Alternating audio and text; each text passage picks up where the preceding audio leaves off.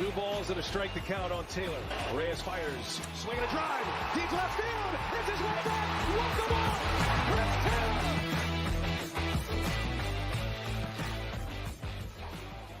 What's up, everybody? Welcome into DodgerHeads Live, presented by DodgerBlue.com, part of the Blue Wire Podcast Network. My name is Jeff Spiegel, joined tonight by Scott Geirman. Scott, we're going to get to Max Muncie's return.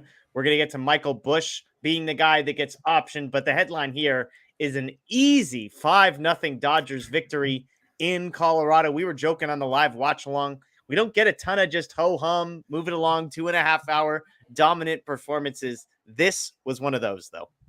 Yeah, no, really relatively easy win. It kind of, barring the cameraman aside at the end of the game, there was pretty spot on performance there. Bickford made it a little bit interesting, and unfortunately they had to go to Evan Phillips, but the real story is Clayton Kershaw, and just a really fantastic game out of him. Yeah, we're going to get to Kershaw, 6 innings from him, shutout, which you like to see, a no-hitter deep into this one. We'll get to the decision to take him out, his own decision, it appears, after looking at the camera and the camera footage of him saying, I want out of this one. We're going to get to JD Martinez and a pair of home runs for him, but let's just break down how this one played out for the Dodgers. Again, in Coors Field, not a place that they typically perform incredibly well, but things get going in the second inning for the Dodgers. And we've talked a lot, Scott, about the bottom of the lineup and the struggles that they have had, but it was actually the 4 through 9 spots that get the Dodgers on the board. Max Muncie walks in his first at-bat back. JD Martinez fly out, David Peralta double, Jason Hayward hit by pitch, and then James Outman. You got James Outman and Miguel Rojas with 1 out and the bases loaded. Scott, at that point, if I had asked you how many runs are the Dodgers going to score, I'm not going to guess a lot of people would have taken the over on 1.5, but James Outman, a single to right, Miguel Rojas, a sacrifice fly to right, and then Mookie Betts grounds out, but the Dodgers on the lead, 2-0. A nice little bit of hitting there from James Outman, who has a pair of hits in this one, and even Miguel Rojas, productive out. So nice to see the 8-9 hole in the Dodger lineup getting them on the board early. Yeah, no, I agree. A lot of James Outman has been a ton of swing and miss. And, thankfully he got a hanger slider up in the zone and he didn't miss it. It's really nice to get him. It wasn't the hardest hit ball. I think it was, like a 80 miles an hour or something like that. It's just good to get some production out of him. I'm sure that's, a boost and he can build on that. And then Miguel Rojas, next batter, comes up, sacrifice fly. So just productive outs. And Max Muncie, batting average aside, what you're going to get out of him is slug, and that's fine. But him being back in the lineup and healthy is it pushes the other guys down the order. So what that really does is that it takes a bit of pressure off of them, and it just makes that lineup much tougher to pitch to. So it puts guys in more comfortable spots, which is Jason Hayward, as good as he is sometimes in the perfect matchup, he shouldn't be your 4-hitter. So in a nutshell, it's the lineup is getting healthy. Let's keep it going. And it was just a good win, good performance out of them. Yeah, David mentioning here, James Outman has looked better of late, had a 3-hit game earlier. I should say last week, a pair of hits today. Are you buying into Outman? I'm not saying he's back to where he was in April, but kind of at least maybe starting to trend in the right direction after a pretty long 6 weeks of slumping. It's been bad for James Outman. So to see him in his last week, I think he's, on base isn't the best. He's not walking, but he's getting bat to ball. So base hits. And the other day, he had 4 singles, something like that. I think it was like a 3 or 4 hit game, all singles. All singles. Hey, that's fine. I want to get production and get that repetition. And it's just good. Positive results, build on that and go from there. Yeah. 4 hits, 6 hits in his last 4 games for James Outman. So positive, it's a small sample size, but it is what it is. So Dodgers get 2 runs, like I said, in the second inning. And then JD Martinez was the guy from there on out. 2-run home run to right field in the top of the third to extend it to 4-0. And then a solo shot to left field to make it 5-0 in the 6th. But there you go. Top of the third, you get a 2-run home run for JD Martinez. And all of a sudden the Dodgers are up 4-0, 2.5 innings into this one. And Clayton Kershaw's on the mound, who doesn't give up a hit until I believe it was the 6th inning. First hit, 2 outs in the 6th inning was the first hit Kershaw gave up. And that's how we got to this point, Scotty. They're up 4-0. Kershaw is dealing, and that was all she wrote. Let's talk a little bit about Clayton Kershaw. 6 innings, 1 hit, no earned runs, 1 walk, and 2 strikeouts. I'm going to start with the elephant in the room here. The hit that he allowed. A ball to Max Muncie at third base. Expected batting average was .490, was not hit hard. Muncie was playing deep.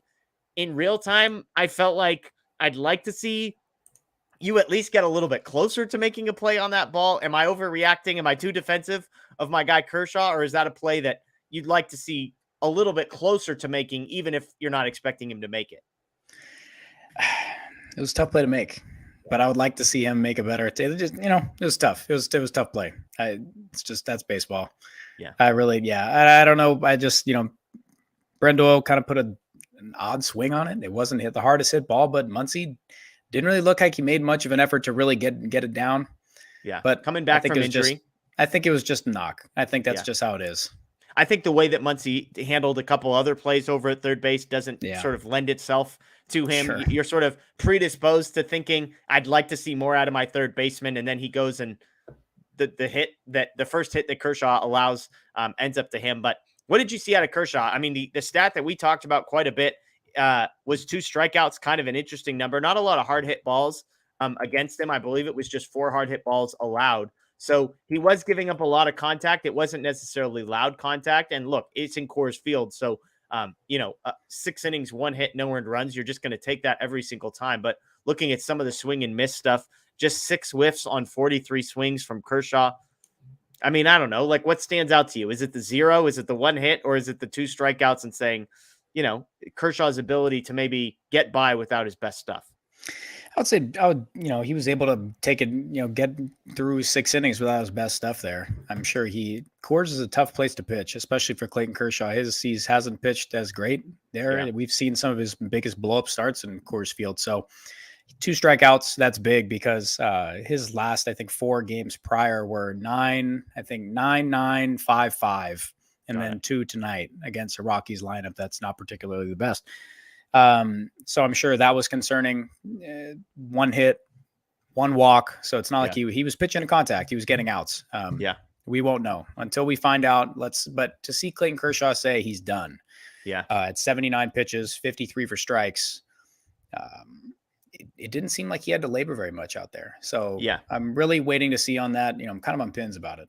Yeah, so let me wrap up the Kershaw piece real quick here. In the month of June, 33 innings, 21 hits, a 1.09 ERA with just under a strikeout per inning, 29 base runners in 33 innings and 30 strikeouts. So more strikeouts than base runners, a 1.09 ERA. He won pitcher of the month in April with a 1.89 ERA. So now he goes a whole month with a 1.09 ERA. Pretty remarkable stuff for Kershaw. But you kind of hinted at what I think is probably the biggest storyline. Any concern about Clayton Kershaw? As you mentioned, 5 2/3, no hits, gives up the single, picks the guy off. As he's walking off, the camera catches him look at Dave Roberts and say, I'm done. You mentioned it. Only 79 pitches. Maybe some stressful pitches because he knew that he had a no-hitter going. Maybe he knew he didn't have his best stuff. Only 2 strikeouts, a lot of pitching to contact. Like, the optimist in me says, knew he didn't have his best stuff. Knew it was Coors. Had labored a little bit. 5-0. Give the bullpen a chance to just close this one out. But with a guy like Kershaw, it's hard not to go to, are we sure he didn't tweak something, that maybe his back didn't tighten up a little bit? Something along those lines. Maybe. Yeah, that's why it's so concerning for me. At this point of the year, it's been, he's not getting any younger. But, it doesn't take away from his talent, ERA just a shade over 2.5, 2.55. So he's performing at an incredibly high level. We just hope that he didn't tweak something. Kershaw is in tune with his body more than any player on the Dodgers. So let's give him a lot of credit there, that if there is anything, he will be the first person to say that he's got something going on, because he understands he'll be needed later in the year. So if it's anything now, we're going to knock on wood. We're going to hope that there's nothing big here and that it was just, he was done. Yeah, absolutely. Absolutely. So we'll keep an eye on some of the beat reporters who are there to see if we get any reports from Dave Roberts and some of his post-game press conference stuff. So stay tuned for that. On the offensive side of the ball, the storyline is that guy, JD Martinez, 2 for 4, 2 home runs, 3 RBIs. We knew about the hot stretch a couple weeks ago, had cooled off a little bit, but nothing like a little trip to Coors Field to get JD Martinez's bat going. 1 to right, 1 to left, both of them home runs in 29 out of 30 parks. Yes, it's Coors. Yes, it was warm outside, so the ball was flying a little bit, but just nice to see JD Martinez doing what JD Martinez has been doing for the Dodgers, which is hitting home runs and carrying the offense at times, it feels like. Yeah, without a doubt. And he's, like I joked about it, he's the best DH in Dodgers history so far. He's got 883 OPS. That's what you want out of him, just slug. Yeah. So he slots in at 5. That's really a good place for him. Muncie in front of him. Hopefully he can get on, but we'll get that OBP. It's just really good. I like that top 5 in the batting order. Yeah. But today, JD Martinez, get him on that 300th homer milestone. That's just really fantastic. He's just been a guru for a long time. We've seen him kill the Dodgers. I think, his 4-homer game still haunts me. Yeah, it's something. So to have him wearing Dodger blue, I really think that he's just going to go on a little bit of run here. Just like Blake mentioned, are we going to see JD go on one of those runs where he hits, I think, like 10 in however many days? So I think so. He's finds it. Once he finds his swing, he's, got repeatable mechanics and it's fun, man. Good stuff. Well, it's interesting looking at the lineup tonight because we talked about the other day on Sunday. Hey, the 1 through 4 was carrying them. The 5 through 9 was what was hurting them. Tonight, 1 through 4, which did have Max Muncy 4 and JD Martinez 5. But that top 4 reaches base just twice, a Freddie Freeman hit and a Max Muncy walk. Other than that, they were 1 for 16 as a group. Now you look at the 5 through 9. 2 for 4 for JD, 1 for 4 with Peralta with a double, 1 for 3 with Hayward and a hit by pitch, 2 for 4 with Outman, 1 for 3 with Miguel Rojas. So, that's 7 of the 8 hits came from the 5 through 9 spot from the Dodgers, which is a total reversal from what we saw recently. So some good stuff from the Dodgers, the bottom of the Dodgers lineup there. The other storyline, Scott, before we get to player of the game and then take some questions, was the bullpen. They go to the bullpen. Gratterall comes in, 2 hits, no earned runs. Brazier, 7 pitches, 3 up, 3 down, no walks, no strikeouts, no hits allowed. And then Phil Bickford, 2/3 of an inning, no hits allowed, 2 strikeouts, but 3 walks. Couldn't find the strike zone. 16 balls to just 12 strikes for Bickford. They have to go to Evan Phillips there, who gets a long fly ball. As you mentioned, camera guy thought it was halfway up the pavilion, I think, but Bickford is the guy there. Do you mind? I mean, there was some criticism now of going to Bickford in a 5-0 game. If you're not going to go to Bickford in a 5-0 game, I don't know when you go to Bickford. Yeah. I mean, maybe not in the 9th inning. I had more of a concern with, why does Evan Phillips have to be the guy that gets up there? Is there another option? Can we go to Almonte? Can we go to somebody else in that spot? Does it have to be Phillips? I know it's only one batter, but any concerns with how Roberts deployed the bullpen after, we have to point out, Clayton Kershaw asked to be taken out?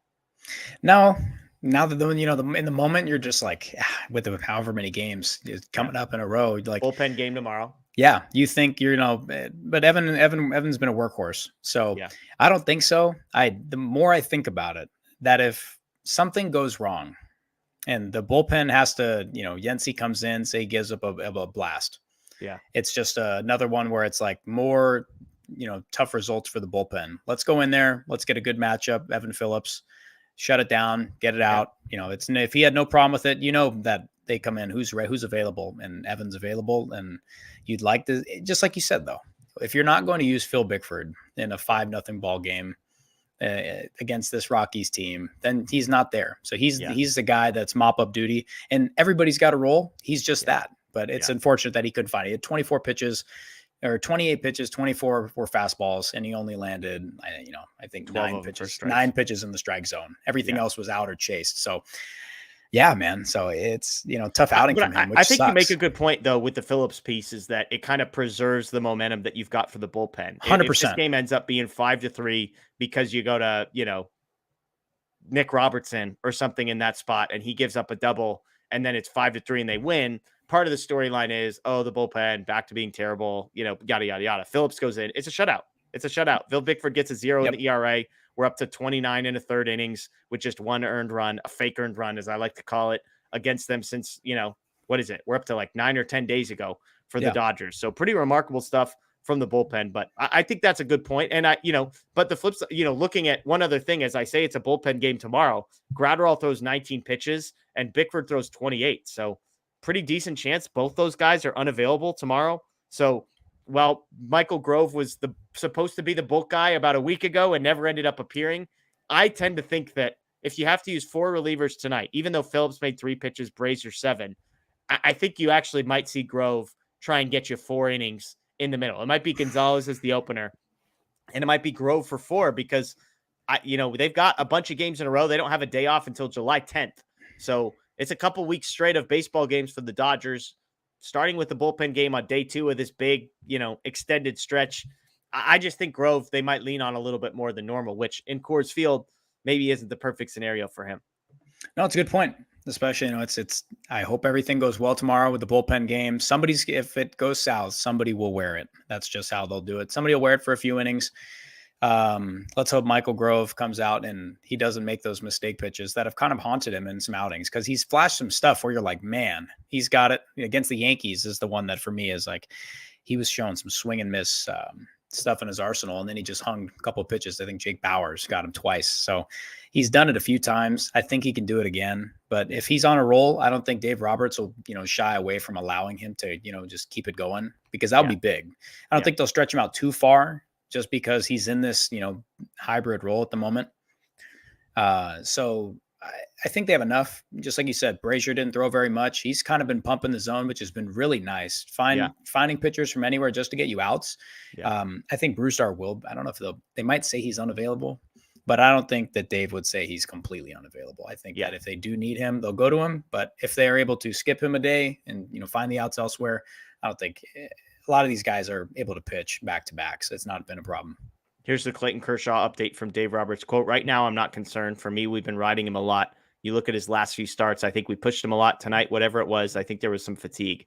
I'll be honest.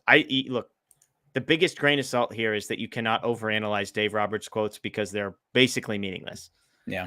Right now, I'm not concerned is not what I want to hear. I just want to hear 100%. I'm not concerned. Right now, I'm not concerned is definitely like the door is open and cracked to, we'll see what happens. So, I mean, are you in the same boat? Like, any other reactions here to this quote about Kershaw? I'm not encouraged by this. Yeah, no, his last few outings, 7, 7, 6, 7, like innings wise. So, and tonight goes 6. It's been a bit for him. He's been grinding. He's had some really tough outings there. He's been great. He's been solid. But I just hope everything, health-wise is good. I hope his arm's good. I hope his back's good. But until we get something, if there's nothing physical and it's just fatigue, then sure, then that's fine. But I just don't want to see anything. I'm still hung up on him wanting to get pulled out of the game. Yeah, And at his age and with his health history, like, I'd say 25% chance we get a 10-day IL trip out of this, even if it's just rest, like even if it's just fatigue. I'd be fine with have him skip a couple starts and just rest up. I mean, Julio's coming back. They've kind of been able to make do with a 4-ish man rotation. But, Julio, Gonsolin, Miller, Sheehan, and then bullpen games. It's not ideal, as I said, with a bunch of games all the way through July 10th, but maybe you get Landon Knack up there. But look, if we're talking about Clayton Kershaw fatigue here in July, maybe this is just take a breather here, Clayton. Take a rest, get through the All-Star break, come back fresh, ready to go. I mean, am I crazy for that? No, not at all. I think a lot of people would say that's totally fine. I don't think I think everybody would sign up for that. If that's what gets him right and keeps him in a good place, absolutely. He's put together a terrific first half for where he's at. He looks fantastic. He's continuing to reinvent himself and really put together just, some Renaissance type material out of him. So I think that an IL stint is likely if they feel they need it. And I think it would be welcomed by Kershaw, by the staff and fans. We know where he's at when he's feeling good. We all know, just like we talked about in the live, he's more in tune with his body. Yeah. We'll trust him. We'll trust him at his word. Yeah, the only bummer, of course, is as soon as it feels like they're going to get back to a 5-man rotation with Julio expected back this weekend. Here's more quotes from Dave Roberts. Quote, he's going to be on an extra day the next turn, so it's more just seeing how he comes out of it being this past start. There's times when he bounces back really well. There's other times when he doesn't. So basically, hey, give us a couple days. We'll see how he feels. But again, I would not be surprised if this ends with a rest trip to the injured list. And again, a 10-day IL trip, the All-Star break coming up not too far. It could give him kind of a 2.5-ish weeks just to reset, get ready to go for the second half. So something to keep an eye on.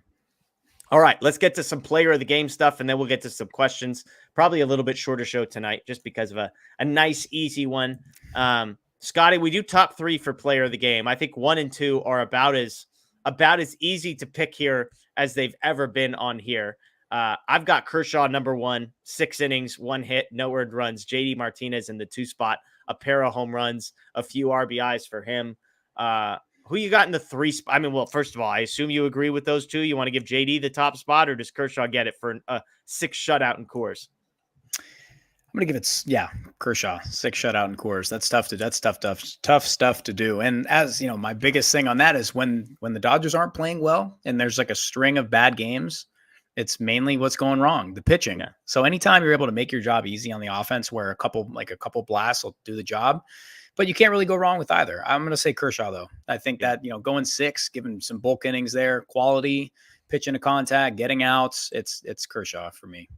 James Outman, a pair of hits, kind of an option. You got Ryan Brazier, perfect inning. Evan Phillips shutting it down. Who do you got in the number 3 spot? Max Muncie maybe in that number 3 spot for you, Scotty?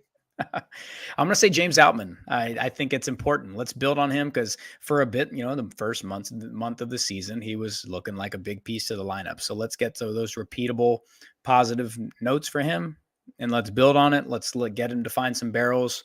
And, get him feeling good at the plate again, get that eye working, and let's cut down on the swing and miss. Let's get more of those in the gap. Let's find some extra base hit stuff. So James Outman for me, and I like what he did today. But Jason Hayward's a close for me too, because he had some good swings, just didn't get the results on everything. Yeah, Outman, game-winning single. Put him up 1-0. So you got, there you go. BMR wants to know who you got as your least valuable player. Is it the cameraman? Is it Phil Bickford? Who do you got as the LVP? You go cameraman. Cameraman. That one annoyed me. That was oh my gosh, that was bad. Yeah. It's did Diaz pimp that? Did Diaz pimp that? I mean, I think the people went crazy just because it's the bottom of the 9th and the bases are loaded. For those that didn't get to see it, the last play of the game, Bickford had loaded the bases. I need to see that. Evan Phillips came in and gave up a long fly ball to Elias Diaz, and the camera guy just immediately shoots to the moon, thinking this ball is going to land like 3/4 of the way up the center field pavilion. It's about 10 feet short of the warning track, easily settled under. Tim Neverett, had a great quote where he's like, and Peralta has plenty of room. So I don't know if he was watching what we were watching, but it was pretty funny. Here's more quote, by the way, from Clayton Kershaw. Didn't feel great overall. Last inning kind of got to me. I just needed to come out right there. I think I'm all right. So okay, a little positivity there, some optimism. But all right, let's get to some questions here. Scotty and I will answer some questions for the next 5 or 6 minutes and then call it a good one here. Again, Dodgers win 5-0. Going through the box score, JD Martinez 2 for 4 with 2 home runs, 3 RBIs. James Outman, a pair of hits. Those are the only 2 guys to reach twice. Only 8 hits for the Dodgers, but when Clayton Kershaw dominates like he does, just 3 hits allowed by the whole Dodgers staff, 4 walks. 3 of those, of course, owed to Phil Bickford. Oh, let's talk real quick, Scotty. We didn't get to talk about the news with Max Muncie getting reinstated from the injured list. Me, you, and Blake did a video this morning talking about, hey, Max Muncie expected to come back today. Who gets DFA'd, basically? Who gets sent down? Is it Miguel Vargas, or is it Michael Busch, or is it Yanni Hernandez?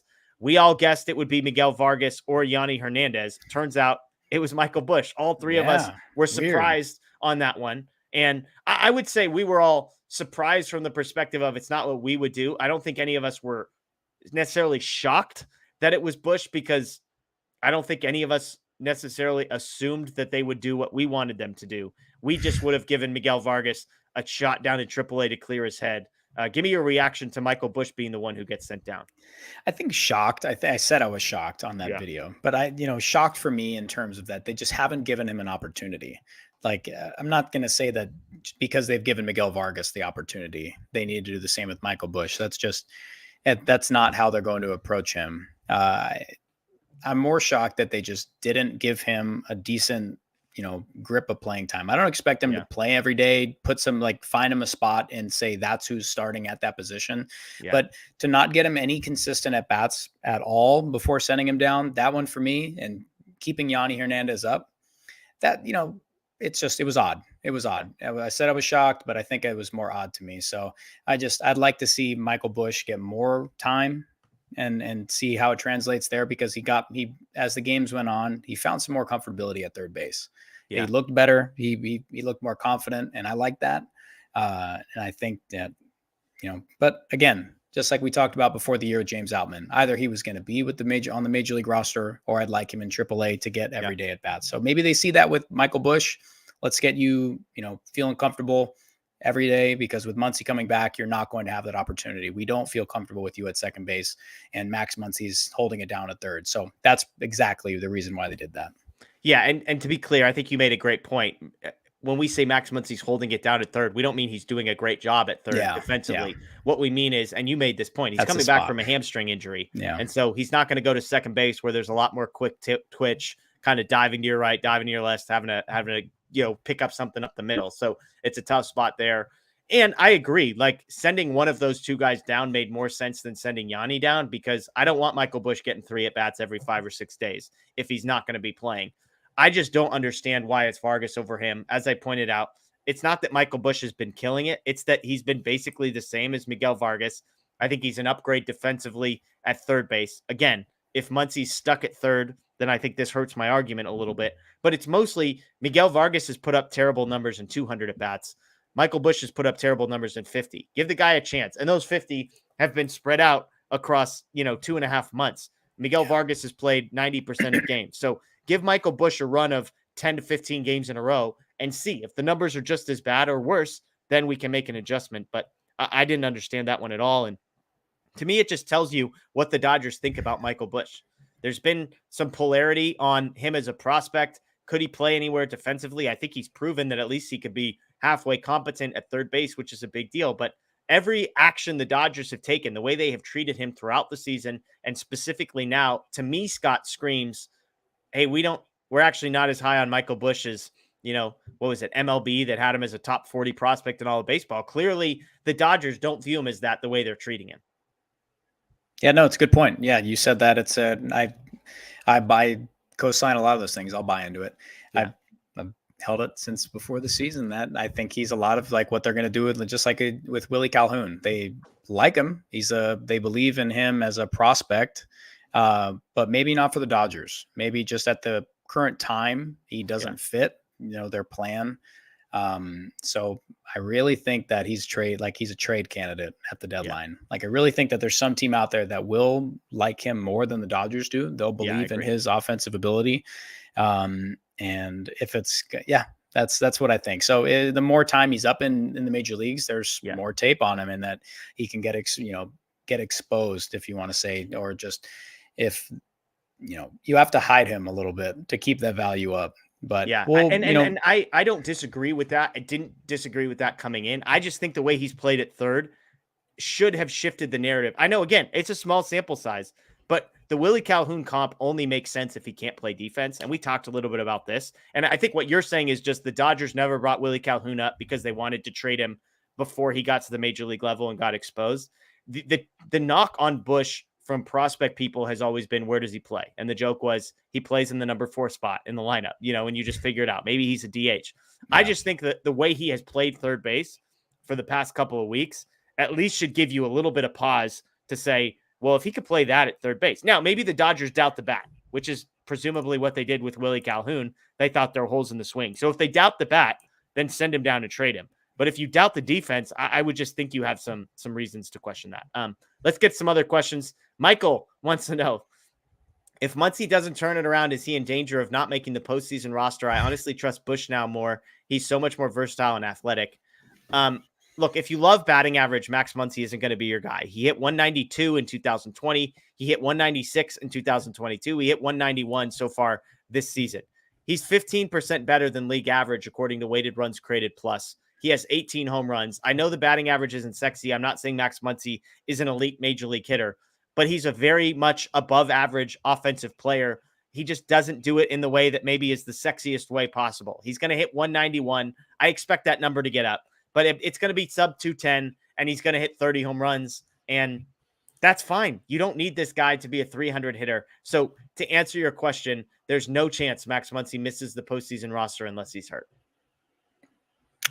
You said it all. Yeah. And Michael Busch, like by exactly the way, Michael Busch is basically the same batting average, but with no power, in case you're wondering. So Michael Busch is also 25. Yeah. So they're at a point where it's either you play him or you find somewhere else a team that wants to play him every day. Yeah. So if it's not with the Dodgers, he's 25-year-old prospect. There's only so much more he can do. Yeah. So it's kind of telling. It's really kind of telling that they're not willing to give him extended time. So just like you said, they might not believe in him, and I got a strong feeling that some other team will. Yeah. Mike M, who starts tomorrow? Expectations a bullpen game. And I'm spitballing this out loud, Scotty. Dave Roberts said Kershaw was expected to get an extra day of rest before his next start, which is interesting to me because they don't have any off days. I believe they don't have any off days between now and July 10th, unless I'm looking at the calendar wrong. But they've got Colorado, the weekend in Kansas City, and then they play Monday, Pirates, Monday through Thursday. They got the Pirates, and then Friday, Saturday, Sunday. Oh, maybe that's it. Then we're into the break. Oh, then we're into the break. Okay. Yep. But I mean, that's interesting though. How does he get an extra day? Julio will come back and yeah. There you go. Thank you. He's been ramping it up, so he's going to be pretty prepared here, and you'll get to see Julio. So yeah, there's your extra day. So there's your extra day. We need it. He needs it. Yeah. You gotta hope. It's got me worried. I won't lie to you. Axel wants to know, who are the Dodgers getting for Michael Busch in a trade? I mean, look, MLB.com just ranked him as a top 40 prospect. So you would expect it to be something of worth with the universal DH. It definitely helps his value because, again, the knock on him has been, can he play anywhere defensively? So even though the bat hasn't come around, I would guess that in the last 2 weeks, he's actually helped his trade stock because there's some teams out there that saw him play third base and said, hey, you know what? Maybe he's not a DH. Competent third. Yeah. Could probably play first. There's belief that he could probably play some first base. Obviously won't do it on the Dodgers because of Freddie Freeman, but there we go. Here's another Clayton Kershaw update. We'll see tomorrow. I'll kind of give an update tomorrow on how I'm doing. For right now, I don't think it's too serious. I don't think I'll miss a start. So good news there. Robert C4 wants to know, when the playoffs roll around, who would go to the pen? It's going to happen. I'm thinking Grove and Julio, because of his down year, are going to the pen. So Grove for sure. I mean, if you just map this out, Kershaw, Julio are the two guys that I would guarantee are going to be in there. And then I think you're talking about Gonsolin, you're talking about Bobby Miller, you're talking about Emmett Sheehan are the other three guys, assuming Pepio, assuming Dustin May, assuming Walker Buehler, assuming those guys aren't ready. So let me ask this two ways. He's down on Julio. Robert is, as he asked this question. What do you think about Julio? Are you, I mean, we're not expecting Cy Young Julio, but I mean, do you think he's closer to a 2.8 ERA or a 4.8 ERA from here on out? I think he's more so on like the 4.8 kind of guy. Yeah, that's big though. That's a big jump. Like you're asking me to split. I think he's. Are you closer to? Like, do you think he's going to be like a 3.9 guy or a 3.2 guy? I say he could be about a 3.5 guy. Okay. Like he'll give you, above average production, man. Like right down the middle. 4 point. That's 4 points. I don't think he's a 5 ERA type of guy. That's bad. What he's been so far. That's why I asked. So let's see what he does in his first few outings at the major league level, and they'll kind of evaluate him, where he's at physically, mentally, and his approach, and then we'll go from there. He's done this for a long time, won a lot of big games for us. And I liked him in that spot, Jeff. Yeah. I look, my thing on the pen real quick is I think if the Dodgers can add one starter, then you start to move the Emmett Sheehans or the Bobby Millers or the Tony Gonsolins of the world to the bullpen. And I think it solves your bullpen problems. I think the Dodgers, once they start to get even some semblance of health and they trim the rotation down to 4 guys, I think you have some power arms in Sheehan and Bobby Miller. Blake thinks Tony Gonsolin's going to be an elite reliever. So you throw some of those guys in the bullpen. Pepio could be an elite reliever if he's healthy, throwing upper 90s with a nasty changeup. Michael Grove, in a relief role might turn out to be something. So a lot to answer there. Yeah. Michael's got Scott's favorite question of the night. What's your favorite food, Scott? Beef stroganoff. Wow. Best thing okay. ever. Yeah. We got like a homemade beef stroganoff, or are we ordering this at restaurants? No, we're getting it at home. I wouldn't even dare. Wow, beef stroganoff. That you don't hear that answer all that often. So good for you. Let's see if we've got any more questions. I just want to say one more about the bullpen. So they haven't been able to find roles for these guys. It's not the same as last year. They're not performing the same. So you don't have that roadmap yet. And all the guys haven't been healthy. And just to Jeff's point, that there will be people transferred to the bullpen, pushed down there just basically because you need them to. And they're too good to be down in AAA, AA. And you've seen what they can do at the major league level. So perhaps we don't know everyone that's there. Huddy's coming back here pretty soon. Hopefully he's all good. His knees, everything is all good. And they can carve out some roles for each other. Then Dave Roberts can get, a clearer picture of kind of where the team can find these outs and these matchups for everyone and where Victor Gonzalez can really fit. And if Caleb Ferguson is destined to be that number one lefty option, or if he's purely just a matchup guy. So all of this has yet to be figured out, and it feels pretty late. Like it's uncomfortable. Like if there's one thing that the offense is performing fine, like it's, spotty at times and they're relying too much on the home run, a lot of swing and miss, but the pitching for me has made me as uncomfortable as a fan of the Dodgers as in years, I think like 10 years. So that's where I'm at on the bullpen. So let's give it some time, and the deadline will be super interesting. And if they don't do anything, then it's to your point that they're going to have to push people down there. This is a fun one. It's tough to answer just off the top of the head, but Nomofoma says, if you could trade for any active former Dodger player at the deadline, who you getting? You could get, Corey Seager. Yeah, I was going to say Corey Seager feels like the obvious answer here. So that's the easy out. Do you have anybody else? Bellinger, you want to go Blake Sky, Joey Gallo? You want Craig Kimbrell back?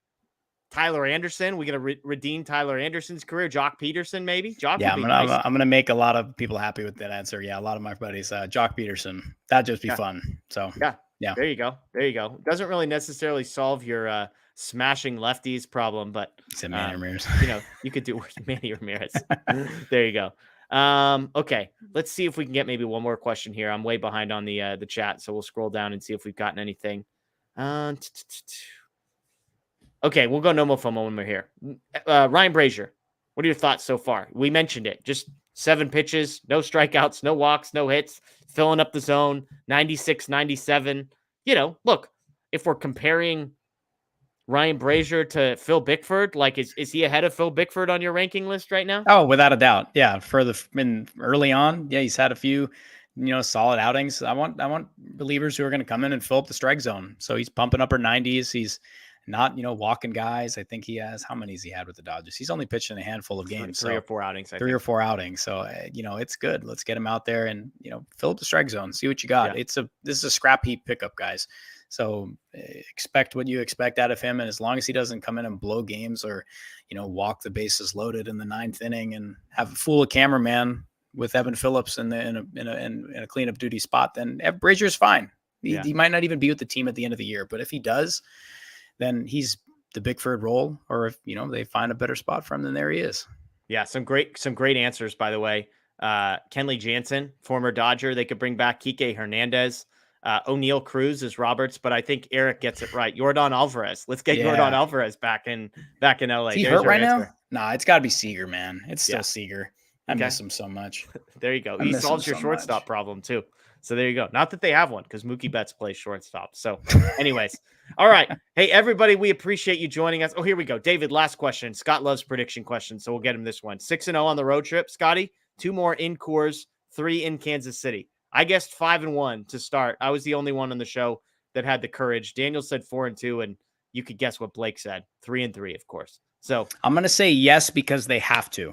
This is a spot because they need to do it because of who the Giants and the Diamondbacks are playing. This is a run that they need to make up some ground there.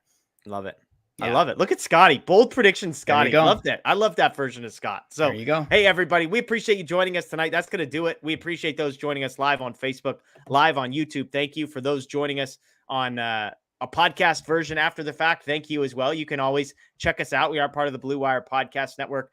Look for us on Apple, Spotify, Google. Just search for Dodger Heads. Please subscribe, follow, rate, review. We'd greatly appreciate that. If you're here on YouTube, make sure you subscribe and ring the notification bell. We got tons of content coming out throughout the week, so please be sure to follow us. You can check out Scott at Scott Geirman. You can see his written stuff at DodgerBlue.com as well. My name is Jeff Spiegel. Enjoy the rest of your night, and as always, go Dodgers.